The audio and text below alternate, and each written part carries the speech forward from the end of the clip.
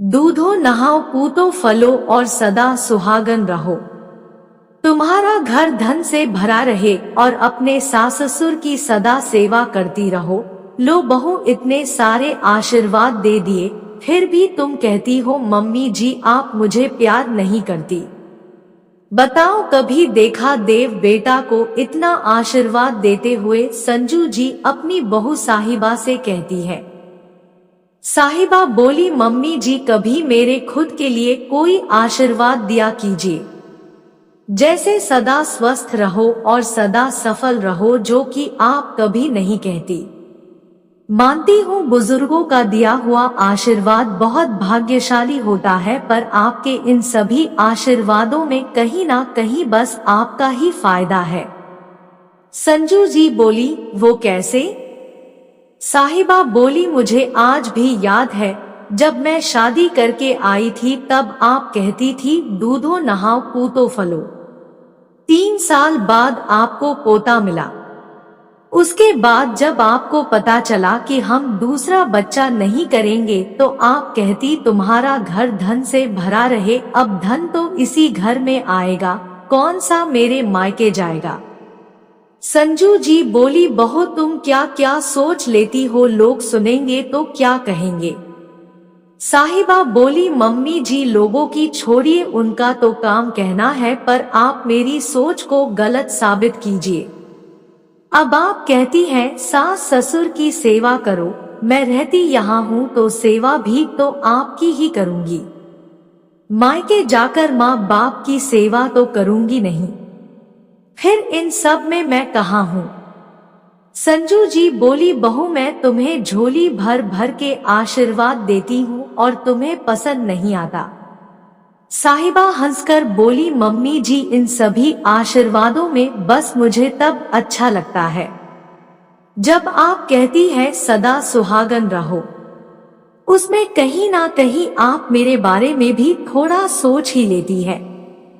साहिबा के वहां से जाते ही संजू जी अपने पति कौशल जी से बोली, सुना आपने, बहू क्या कह गई?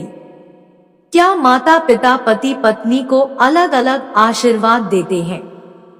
आचार्य जी मुस्कुरा कर बोले, माता पिता तो अलग अलग आशीर्वाद नहीं देते, पर सास ससुर जरूर भेदभाव कर देते हैं। संजू जी बोली, आप कहना क्या चाहते हैं, साफ साफ कहिए। आचार्य जी बोले, ये धारणा बहू के मन में आज उत्पन्न नहीं हुई है। सास ससुर के लगातार बेटे बहू में भेदभाव कारण उसके मन में ये धारणा बैठ जाती है कि वो अपने बेटे के लिए अच्छा सोचते और बहू के लिए नहीं। जैसे बहू जब शादी करके आई थी तो वो पढ़ना और कुछ बनना चाहती थी, जो तुमने करने नहीं दिया। तुम्हें पोता चाहिए था, वहीं तुम अपने बेटे की नौकरी और तरक्की से बहुत खुश होती थी, तो कहीं ना कहीं बहू के मन में ऐसे विचार उत्पन्न होना स्वाभाविक है। संजू जी गुस्से में बोली, वो तब की बात थी, अपनी बात देव के, आखिर वो नौकरी कर तो रही है, अब उसे मुझसे क्या शिकायत है। आचार्य जी बोले, तुम उसके काम करने से खुश हो। कॉलेज जाने से पहले उसे इतने काम बताती हो कि हर रोज उसे लेट हो जाता है। जब भी वो जाती या आती कुछ न कुछ ताने मारती रहती हो। क्या कभी ऐसा व्यवहार तुम अपने बेटे के साथ करती हो? संजू जी बोली, वो तो मेरा बेटा है, उसकी तुलना बहू से कैसे कर सकती हूँ। आचार्य जी बोले, वही तो बात है, ये घर अकेले तुम्हारे बेटे के पैसे से नहीं चलता, बल्कि बहू का भी योगदान है, फिर तुम बहू के लिए क्यों नहीं सोचती। संजू जी उदास बैठे हो गई तो आचार्य जी बोले, संजू एक बार सास नहीं बल्कि माँ बनकर सोचो तो अपने आप तुम दोनों के विचार बदल जाएंगे। इतना कहकर आचार्य जी अखबार लेकर आंगन में चले गए। देखते ही देखते सुबह के 9:25 बज गए। देव दफ्तर के लिए निकल रहे थे। संजू जी बोली, देव 35 मिनट बाद बहू को भी कॉलेज जाना है, तुम उसे अपने साथ क्यों नहीं ले जाते? देव बोले, माँ, उसके चक्कर में मुझे घूमकर जाना पड़ेगा, वो अपने आप चली जाएगी। इतना कहकर देव चले गए। 25 मिनट बाद साहिबा तैयार होकर आई और बोली, मम्मी जी, सुबह का नाश्ता और दोपहर का खाना सब बना दिया है, समय पर खा लीजिएगा। सोनू अपने आप खाना लेकर खा लेगा, आप परेशान मत होना। मैं चलती हूँ वरना मुझे देर हो जाएगी। संजू जी बोली, बहू थोड़ा जल्दी हाथ चलाती तो पति के साथ मोटरसाइकिल पर बैठ कर जाती।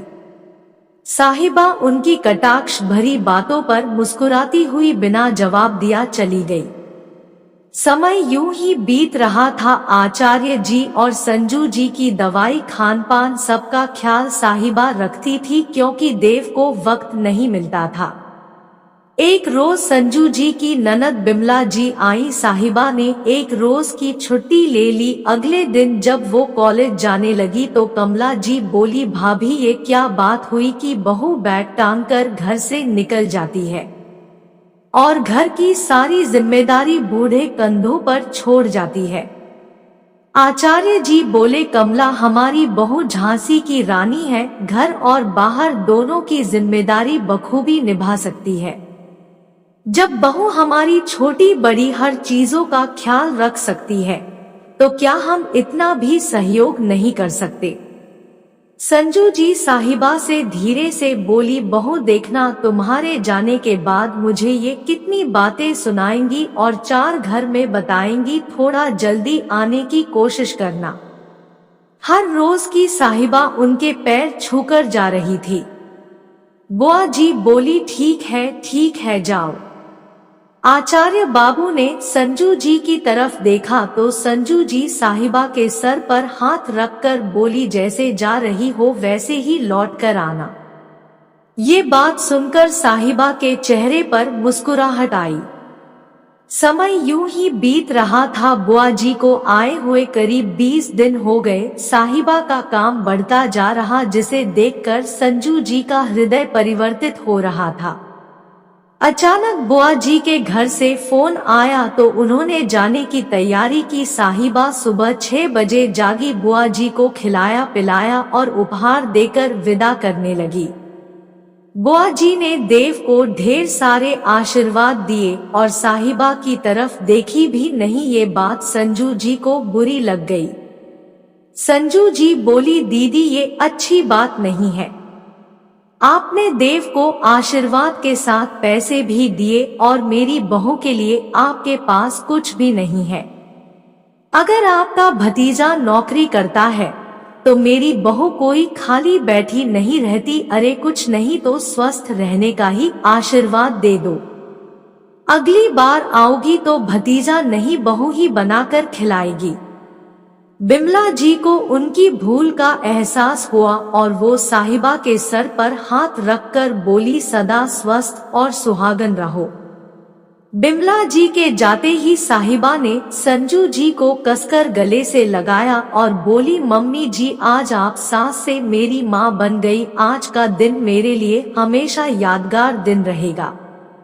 इतना कहकर वो कॉलेज जाने की तैयारी करने लगी। अब हर रोज की तरह जब भी साहिबा जाने से पहले सास ससुर के पैर छूती, संजू जी ढेर सारे उसे आशीर्वाद देती, हमेशा स्वस्थ रहो और तरक्की करो।